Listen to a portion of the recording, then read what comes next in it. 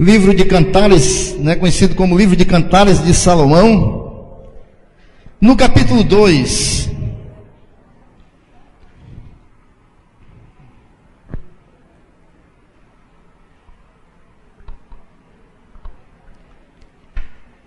Quero dizer que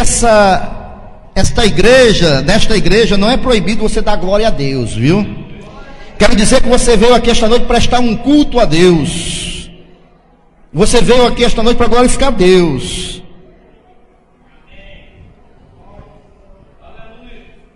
E eu quero dizer aos amados irmãos que estão nos visitando aqui esta noite, que a palavra é voltada para a família, para o casamento. Hoje, mais especificamente, para os casais. Quantos acharam o livro de Cantares, capítulo 2? Antes de eu ler o texto, deixa eu trazer uma explicação para você. Este livro de Cantares, ele tem uma linguagem, né, um pouco diferenciada, porque Salomão, ao fazer elogios à sua esposa, a Sulamita, né, Sunamita, e ela, a Salomão, eles usavam aquilo que eles achavam mais bonito daquela época, né?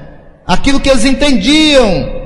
Nós estamos aqui lendo um texto de uma época onde as coisas eram totalmente diferenciadas de hoje. Mas vamos ler Cantares de Salomão. Quantos acharam? Capítulo 2, versículo 1. Eu sou a rosa de Saron, o lírio dos vales. Qual o lírio entre os espinhos, tal é minha amiga entre as filhas. Algumas versões têm amada, né? Algumas versões têm amada e outras amiga. Qual a macieira, olha só, entre as árvores do bosque, tal é meu amado entre os filhos. Desejo muito a sua sombra e debaixo dela me assento. E o seu fruto é doce ao meu paladar. Levou-me à sala do banquete, e o seu estardante em mim era o amor. Sustentai-me com passos, confortai-me com maçãs, porque desfaleço de amor. A sua mão esquerda esteja debaixo da minha cabeça, e a sua mão direita me abrace. Conjuro-vos, ó filhas de Jerusalém, pelas gazelas e servas do campo, que não acordeis nem desperteis o meu amor até que queira. Esta é a voz do meu amado, ei-lo aí, que já vem saltando sobre os montes, pulando sobre os outeiros. O meu amado é semelhante ao gamo ou ao filho do corço. Eis que está detrás da nossa parede, olhando pelas janelas, reluzindo pelas grades. O meu amado fala e me diz: levanta-te, amiga minha, formosa minha, e vem. Porque eis que passou o inverno, a chuva cessou e se foi. Aparecem as flores na terra, o tempo de cantar chega, e a voz da rola ouve-se em nossa terra. A figueira já deu seus figuinhos, e a vide em flor exalam o seu aroma. Levanta-te, amiga minha, formosa minha, e vem.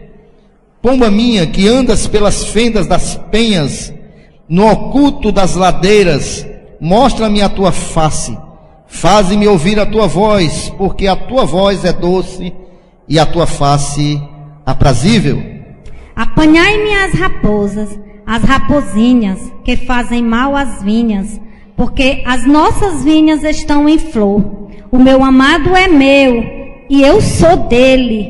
Ele apacenta o seu rebanho entre os lírios. Antes que refresque o dia e caiam as sombras, volta, amado meu, faze-te semelhante ao gamo ou ao filho dos corços sobre os montes de Beté. Amém? Aleluia, Jesus. Feche os seus olhos, Pai. Nós te pedimos sabedoria do alto, meu Pai, para ministrar a tua palavra esta noite, para estas famílias que aqui estão, Pai. E eu já te agradeço, Pai, pela tua presença, Pai, porque eu sei que grandes coisas o Senhor fará em nosso meio, Pai. Muito obrigado, Senhor. Trabalhe em nós através da tua palavra. É assim que eu te oro em um nome santo de Jesus. Amém, igreja? Você viu que é uma linguagem bem diferenciada, né? Porque ele fala das coisas que era do seu conhecimento daquela época. A mulher compara o marido a uma macieira, né? A mulher compara o marido com o gamo, e assim eles vão citando. Um pouquinho antes, no capítulo 1, versículo 9, ele elogiando a sua mulher, né? Aqui ele diz que ela é tão bela como as éguas do faraó. Olha só que elogio aqui que ele faz aqui, né? No capítulo 1, versículo 9. Porque eles acham, eles usam aqueles termos que eles entendiam, eles viam naquele tempo, e para sua cultura e para sua época, eram bonitos, eram belos, né? Mas esta noite, querido, eu quero falar um pouco sobre esse texto que nós acabamos de ler, um livro do sábio Salomão, e aqui ele fala de um grande amor entre o sábio Salomão e uma jovem de Sunem, por isso que ela é conhecida como a Sunamita. Esse livro, por muito tempo, houve-se uma questão teológica, porque algumas pessoas não queriam, né, antes dele fazer parte da Bíblia, houve uma questão teológica, saber se ele poderia entrar, né, no cânon sagrado. Mas ele foi visto que aqui narra-se não só o amor de um homem para com a mulher, mas pode-se ver também o amor de Cristo para com a sua igreja, como a sua noiva. E esse livro é uma bênção, né, para nos instruir com relação ao nossos relacionamentos.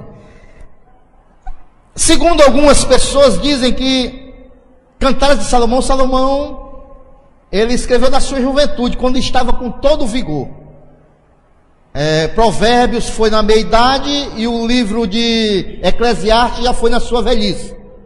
Então esse livro foi escrito, segundo os estudiosos, quando Salomão estava na flor da sua juventude, né?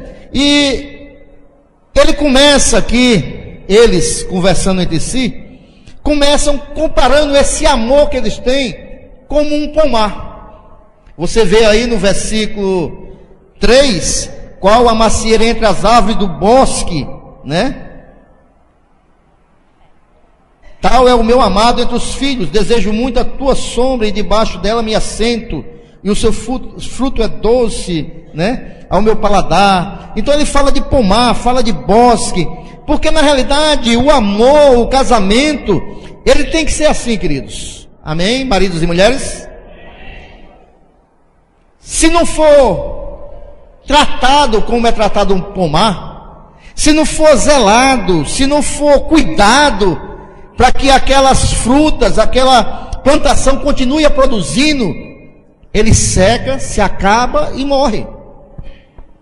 Mas eu sou crente, pastor, mas eu tenho o sangue de Jesus sobre a minha vida.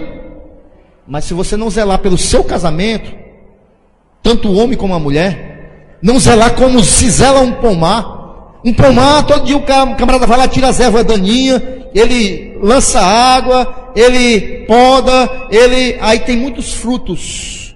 Quantos estão entendendo? Amém. Casamento é da mesma maneira. Como você tem zelado o seu casamento? Como é que você tem tratado o seu casamento?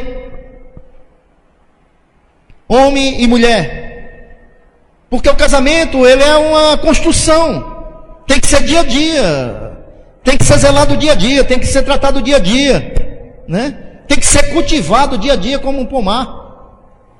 Se nós, queridos, não compreendermos isso, é importante e essencial para todo casamento que Jesus esteja como cabeça do relacionamento, esteja como cabeça do lar, mas nós temos que fazer a nossa parte. Nós cristãos, nós temos um hábito muito feio de lançar tudo só para Deus. Deus tem que abençoar, Deus tem que fazer, mas nós temos que fazer a nossa parte. Aqui não é desconhecimento de ninguém que eu prego isso aqui constantemente. Deus trabalha em sociedade conosco. Deus trabalha se nós fazermos a nossa parte, Deus fazendo a parte dele. Aquilo que nós podemos fazer, Deus não vai fazer. Agora, aquilo que nós não podemos fazer, Deus move o mundo inteiro para realizar nas nossas vidas. Amém? Então, queridos, você quer falar alguma coisa? Amém, vou falar um pouquinho. Falando aqui sobre o zelo do casamento, né, igreja? Eu comparo assim o casamento como uma planta para ela ficar bonitinha, dar flores lindas, nós temos que regar ela, né? Nós temos que cuidar, nós temos que aguar aquela plantinha para que ela fique bonitinha. Assim é o nosso casamento. Nós temos que, assim como nós temos que zelar, nós temos que regar, para que ele não venha virar rotina, não é verdade? Para que ele não venha virar uma rotina e esse casamento deixar de ser regado. Então, você que é casado, cuide do seu casamento. Amém? Muito bem, a palavra casamento, ela vem da palavra grega chamada gameo. Essa palavra quer dizer encaixado. Então, quando se diz encaixado, né? É uma boa definição. Amém, irmão Célio? Uma boa definição, né? Para esse sentido de casamento. Agora, o casamento, esse encaixe perfeito, só vai acontecer de se tornar uma só carne, né? Se nós verdadeiramente cumprirmos o propósito a qual Deus criou o casamento. Enquanto se tiver eu vivendo a minha vida independente da vida da minha esposa, e a minha esposa querer viver a vida independente da minha vida, nós nunca seremos uma só carne. Nunca será o gâmeo, nunca será o encaixe perfeito que Deus quer para os casais. E tem muitos casais vivendo um casamento que não corresponde ao nome casamento. O encaixe perfeito, né? E Salomão, aqui no meio desse romance bonito, dessas declarações de amor, ele falando declaração de amor para ela e ela para ele, mas quando chega aqui no versículo 15, aí ele vem falar sobre as raposas e as raposinhas, né? Você está lendo aí? E ele fala justamente disso, que esse bosque bonito, ele fala sobre as plantações, sobre a figueira no capítulo 13, e ele vai falando, e ele diz que a gente tem que ter cuidado com as raposas e as raposinhas, porque elas fazem mal ao vinheiro. Vinheiro é onde se produzem as uvas naquele pomar. Quantos estão entendendo? E ele fala que se nós não tivermos cuidado com as raposinhas, elas vão corroer esse pomar, esse vinhedo.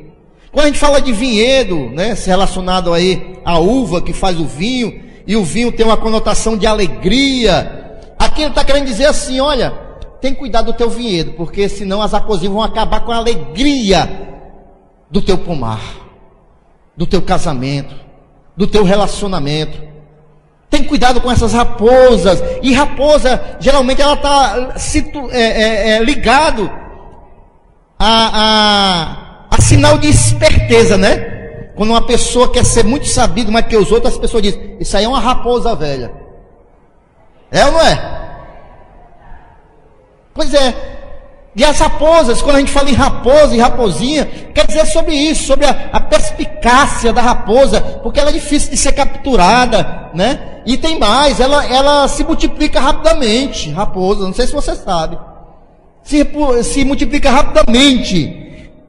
E nós devemos ter cuidado com as raposinhas no nosso pomar, nós devemos ter cuidado com as raposinhas na nossa vinha, no nosso casamento, na nossa família, porque está assim de raposinhas, queridos, querendo consumir o vinhedo, o pomar, né? Nós temos que lutar contra elas.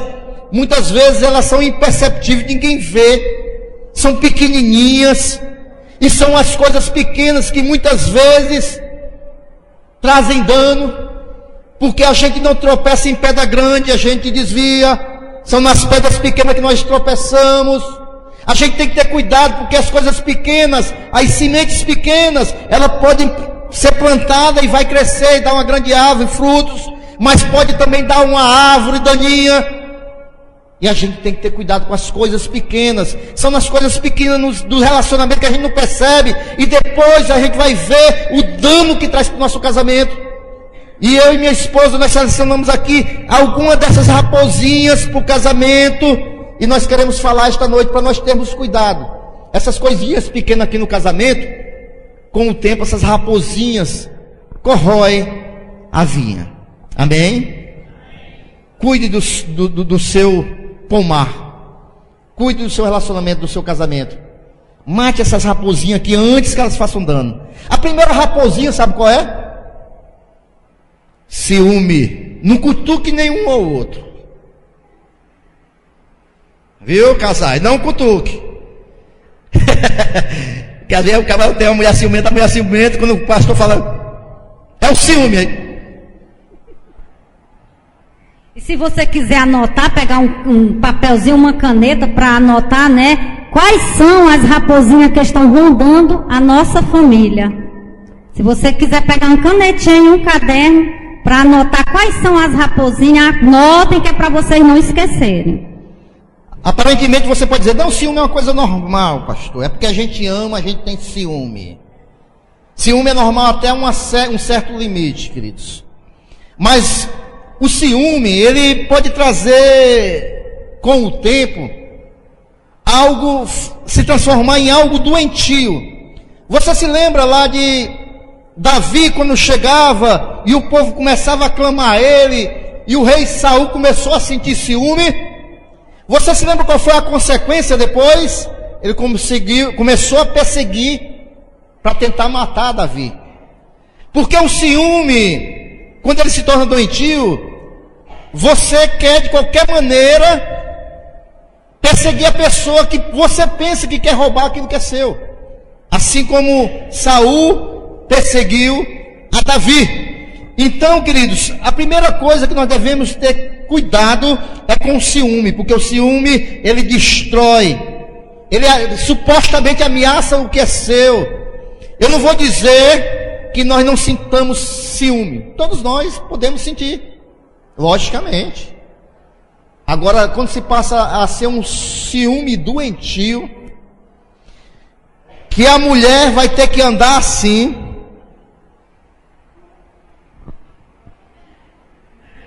porque não pode olhar para nenhum lado, porque senão um camarada vai achar que ela está olhando para alguém.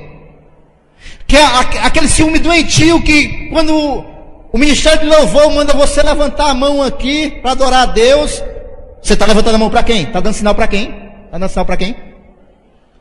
Aí já é um ciúme doentio, meu irmão. Isso aí já são coisas que sufocam o casamento. E essa raposinha, com o tempo, ela vai minando a alegria, ela vai corroendo o casamento. Então esse ciúme é a primeira raposinha que nós queremos trazer para você esta noite, que temos que ter cuidado. O segundo é a falsidade. Né? O segundo ponto, irmãos, é a falsidade. Anote aí que é para você não esquecer. Falsidade é um sinônimo de hipocrisia e fingimento. Pessoas que se fazem passar por aquilo que não são. São como o camaleão, ele vive sempre camuflado, passa despercebido, tem língua grande e rápida. Não dá chance à sua presa, né? Então a falsidade, nós até anotamos aqui alguns pontos, que ela diz que é a falta de verdade, calúnia, hipocrisia, traição, né? Então a falsidade é tudo isso, viu? Então quer dizer que uma pessoa falsa, ela falta com a verdade, e uma pessoa que falta com a verdade, ela é o quê? Mentiroso, né? Falta com a verdade, é um caluniador, é um hipócrita, né? A pessoa que é falsa, é tudo isso. E eu creio que nós, como servos de Deus, nós não levamos essa característica sobre nossas vidas. Amém? Então, o falso, ele leva sobre si todas essas características. Mas eu creio que o povo de Deus é um povo que se santifica, é um povo que busca o Senhor, e eu creio que é um povo que a mente deve estar voltada para Deus, deve estar voltada para o Senhor, deve estar voltada para a palavra, para que nós não venhamos ter essas características de pessoas falsas. Amém? Amém, igreja? Você pode estar pensando, mas pastor, será que isso pode acontecer num relacionamento? Num casamento? Haver falsidade? Todas essas características que a irmã Rosinha falou aí? Pode, queridos. Pode. E se há dentro do relacionamento isso, é uma raposa que com o tempo, com certeza vai minar o casamento. Porque quando se há falsidade, se perde a confiança, né? E um casamento sem confiança, ele não subsiste. A palavra de Deus diz, haverá concordância, andarão dois juntos se não houver concordância entre eles, né? Então tem que se ter muito cuidado com essas coisas. A outra coisa, outra raposinha que nós devemos ter cuidado, é com a murmuração. A murmuração, queridos. Eu espero que aqui não esteja nenhum marido ou alguma esposa que tem que chegar em casa com um abafador daqueles que eu usava na vicunha. Camarada chega em casa ou a esposa chega em casa, é só murmuração. Meu amigo, é uma ladainha, é uma choradeira. E murmuração não é só isso não. Murmuração é você falar mal, você reclamar, você só ver defeitos, você não ser grato a Deus, você só cobrar, você só ver o que é ruim. Meu amigo, a palavra de Deus diz, fala para a mulher, mas isso vale para o homem também, viu? A palavra de Deus diz lá em Provérbios que é melhor morar no canto de uma casa do que com uma mulher rixosa. Ele diz que a mulher rixosa, mas isso vale para o homem também, que eu já vi muito homem murmurador. Diz que a mulher rixosa é como uma goteira pingando direto. Você sabia que os nazistas, para torturar as pessoas, eles amarravam as pessoas, botavam a luz na cara da pessoa e botavam uma goteira pingando na cabeça da pessoa dia e noite, a luz na cara, o cara não sabia se era dia, de noite, e aquela goteira, tuco, tuco, tuco, tuco, tuco. Muitas pessoas enlouqueciam. Da mesma maneira, é um homem ou uma mulher murmuradora, rixosa. Todo dia aquela goteira, tuco, tuco, tuco, tuco. Então, a murmuração pode trazer esse mal, né? E tem mais, olha. Lá em Êxodo 16:8 diz assim, presta atenção, disse mais Moisés, isso será quando o Senhor à tarde vos der carne para comer e pela manhã pão a fartar, porquanto o Senhor ouviu as vossas murmurações, com que murmurais contra ele. E quem somos nós? As vossas murmurações não são contra nós, mas sim contra Deus. Né? Tem murmuração que são tão fortes que começam a ser contra Deus. Amém? Porque muitas vezes quando nós murmuramos, nós estamos dizendo para Deus que nós não cremos no seu poder, não cremos no seu agir. Então é uma raposinha que nós devemos ter cuidado nos nossos casamentos. Amém ou não amém? Uma outra raposinha que geralmente nós falamos sempre aqui também é a falta de diálogo, irmãos. Camarada, quando passa dos 10 anos de casado, 7 anos de casado, parece que não tem mais o que conversar com a mulher. Meu filho, não deixa essa lua de mel se acabar não. Quando namorava, esquecia o tempo. E agora já não tem mais diálogo com a esposa ou esposo com a esposa. Às vezes até devido às murmurações mesmo. A gente não pode deixar que o diálogo, um casamento sem comunicação, ele não subsiste, meu irmão. Nada sem comunicação subsiste. Tire um tempo para você e a sua esposa, para a sua esposa e o seu marido, a esposa e o marido, para conversarem. Tirar um tempo para andar, para conversar, para passear. Pastor, mas ninguém tem dinheiro, pastor, para andar passeando, pastor. O pastor também não tem, passou 15 dias andando por aí. Se não tem dinheiro, compra 2 din-din, vão chupar ali na pracinha, mas conversa. Deixa as tecnologias de lado, né? Esqueçam o celular, esqueçam o computador, as televisão, e sentem com o seu cônjuge, seus filhos, vão sentar, vão conversar, gente. A tecnologia hoje está tirando a união da família, está tirando a unidade da família. Você hoje não tem mais tempo de sentar com o seu cônjuge para conversar, porque estão ligados ali nas tecnologias da vida, né? Os Facebook, os WhatsApp, que é mais? Instagram. Então deixem isso um pouco de lado e vivam a família, porque o inimigo está entrando nas famílias, destruindo famílias por causa disso.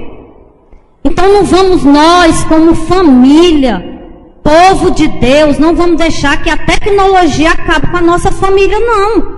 Hoje a gente vê os filhos, um para um lado, um para o outro, cada qual com o celular na mão, outro para o outro lado no computador. Gente, não vamos deixar que essas raposinhas acabem com a nossa família, não.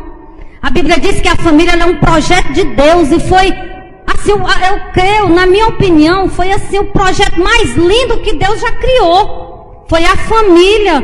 Então não vamos deixar que essas coisas fúteis acabem com a nossa família, não, igreja. É verdade. Olha, hoje está acontecendo assim. A filha está no quarto e a mãe na cozinha. A filha: mãe, posso ir para o cinema hoje? Aí a mãe, aí tá aquele toquezinho lá de WhatsApp, né? Aí a mãe vai ver. Pergunte o seu pai e diga a ele que o almoço está na mesa. Aí a menina vem, o pai está lá no outro quarto: pai, posso ir para o cinema hoje? A mãe está dizendo que o almoço está na mesa. Tudo na tua casa só. Mas ninguém se fala mais, ninguém conversa, ninguém. Estão juntos, mas estão distantes. Estão juntos, mas não estão juntos. E isso tem acabado com... Quinta-feira eu preguei aqui, queridos, que eu falei, vou correr, que a hora não está ajudando. Quinta-feira eu falei aqui, quem não esteve no culto, que nós estamos vivendo a pós-modernidade, a chamada modernidade, geração líquida. O que é isso, queridos? É que nós não temos mais ideais como coletividade, nós perdemos o ideal coletivo, porque antigamente havia um ideal. Uns achavam que o comunismo ia ser melhor para a sociedade, outros achavam que era o capitalismo, mas tinham ideais. Hoje ninguém tem mais ideal coletivo e nem individual. Ou melhor, nós estamos vivendo só o nosso individual. Não temos mais coletividade. E isso às vezes está chegando na igreja.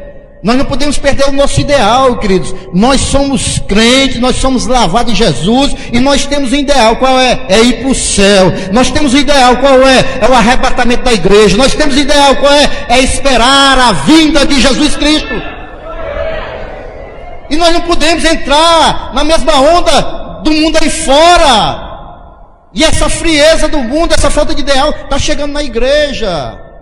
E nós não podemos viver o que o mundo vive, querido. Nós estamos no mundo, mas nós não somos do mundo. Nós somos peregrinos desta terra. Amém? Então, queridos, essas coisas nós não podemos viver, deixar entrar na nossa casa. E nessa sociedade líquida, que todo mundo vive seu individualismo, é isso que está acontecendo. São relacionamentos superficiais. Ninguém tem mais relacionamento profundo. Mas nós somos crentes, e cristão tem que ter relacionamento. Eu tenho um relacionamento com Deus, eu tenho um relacionamento com meu irmão, eu tenho um relacionamento com a minha família, porque eu sou crente. E não é tecnologia nenhuma, meu irmão, que vai nos separar do amor de Cristo. E nem do amor entre os irmãos, nem do amor na família. Amém, queridos? Então essas raposinhas nós temos que ter cuidado. Uma outra raposinha, vamos acelerar mais um pouco, é a mentira. É essa aqui, ela corrói o casamento, irmão. Amém? Um casamento que é baseado na mentira, que é sinônimo também, né, de calúnia, difamar, são sinônimos de mentira. E esse tipo de raposinha aqui tem trazido prejuízo às famílias, queridos. Não tire isso, porque a mentira, ela traz a contenda, ela traz a inimizade, ela traz a desunião, né?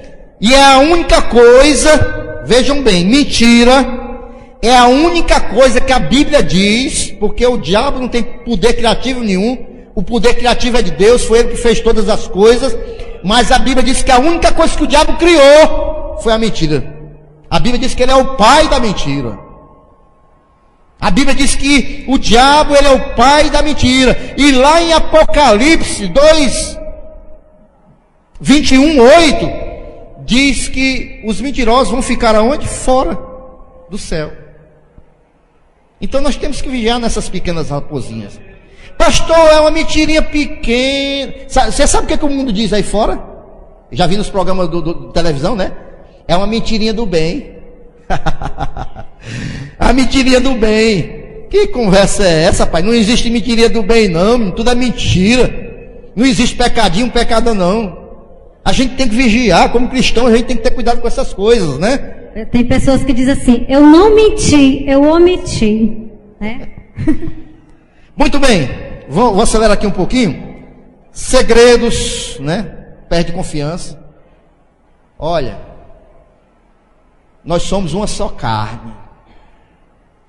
Não deve haver segredo entre esposa e marido, nem marido e esposa, não. Esse negócio de ter coisinhas ocultas, isso aí acaba com o casamento também, né? Minha filha, falta de perdão? Falta de perdão, né? Traz a falta de perdão, igreja. Ela traz amargura nos nossos corações. Ela traz doença para nossas almas, para o nosso corpo, né? Ela traz feridas. A falta de perdão. Ela traz muitas mazelas para o nosso corpo. É algo que nós não devemos deixar ficar no nosso coração. É a falta de perdão. Porque isso traz a depressão. Se você tem feridas no coração porque alguém fez algo com você e você não consegue perdoar, isso traz danos para a vida de quem não perdoa. Traz danos. Traz situações terríveis para você mesmo. Se alguém me fez algo, isso me feriu, doeu, é difícil, Quando você é ferida, você é traída por alguém, quando você é alguém que dá sua confiança, trai a sua confiança, não é fácil, é difícil. Mas se você deixa essa ferida dentro do seu coração e você não permite que Deus venha sarar, olha, irmãos, isso traz muito danos. Isso traz situações que você não consegue ser uma mulher ou um homem feliz. Quando eu falo homem ou mulher, né?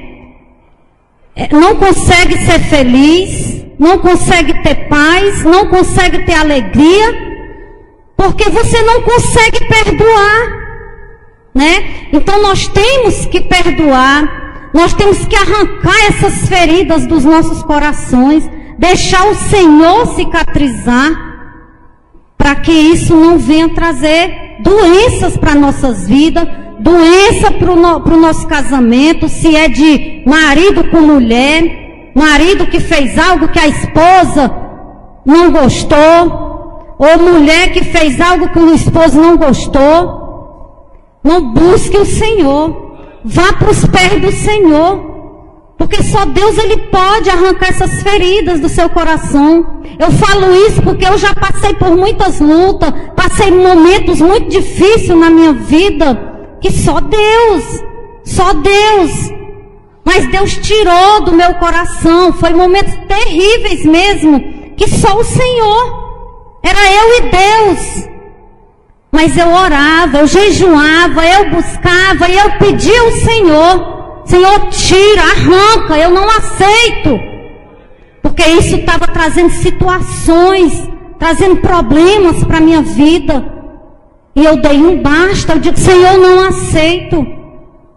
Então, a falta de perdão, igreja, ela traz doença para os nossos corações, doença para o nosso casamento, doença para a nossa vida ministerial. E daqui a pouquinho nós vamos estar orando, e se você tem alguma falta de perdão no seu coração, alguma mágoa, esta noite nós vamos orar, queridos. Nós vamos liberar esse negócio.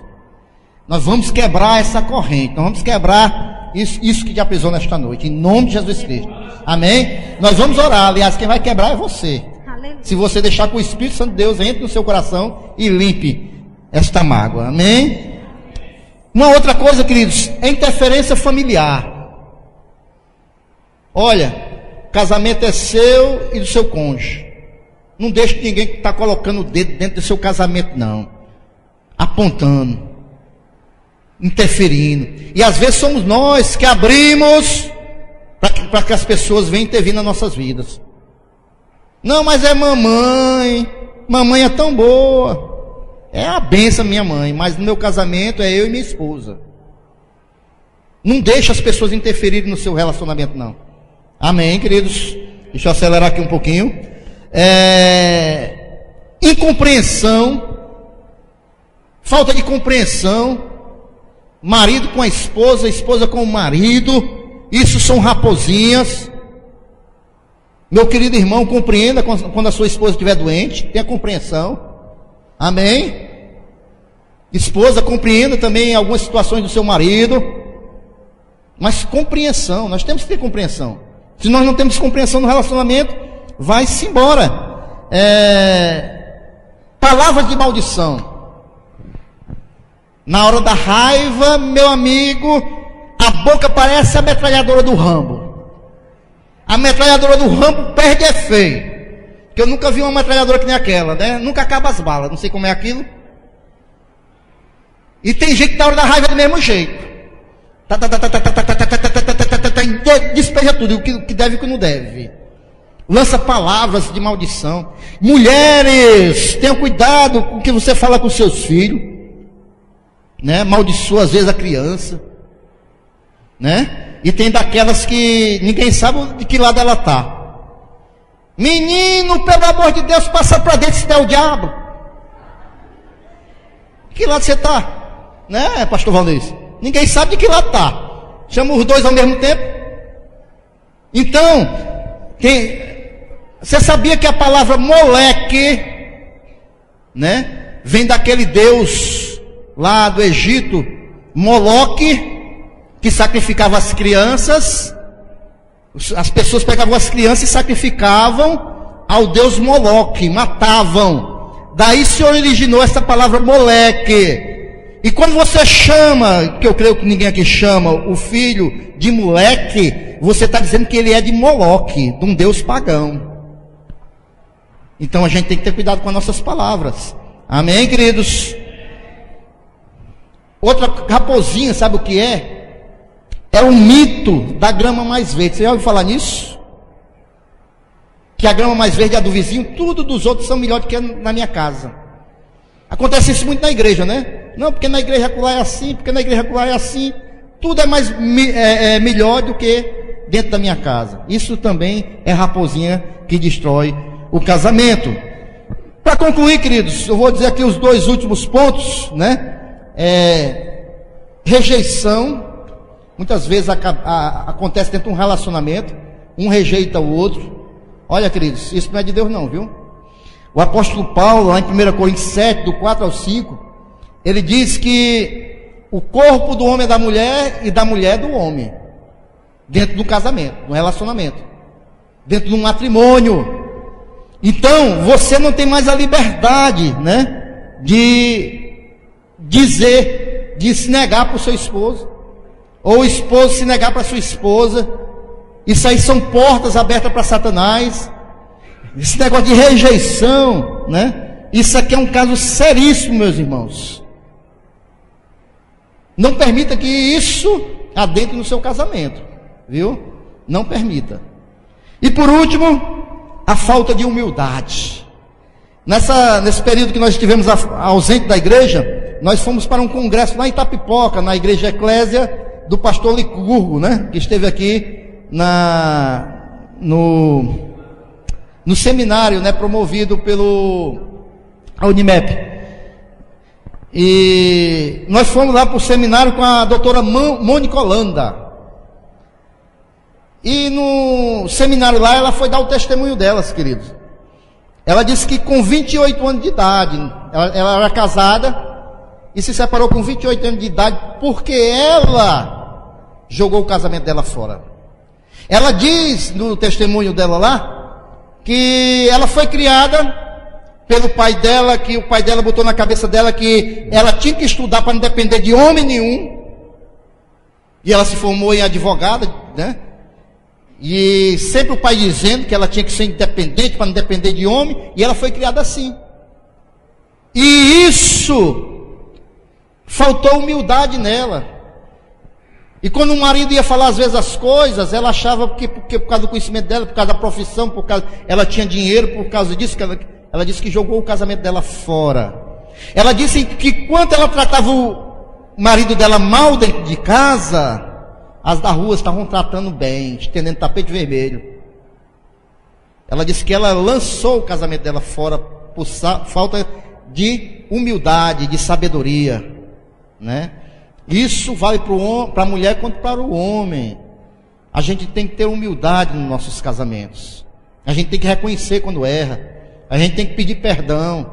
A gente tem que exercer verdadeiramente a nossa vida cristã dentro da nossa casa. Amém? Para concluir, queridos, eu queria que você abrisse a sua Bíblia em 1 Coríntios capítulo 13. Nós vamos já orar pelas famílias, temos um tempo bom, corremos um pouquinho, mas nós vamos já orar pelas famílias.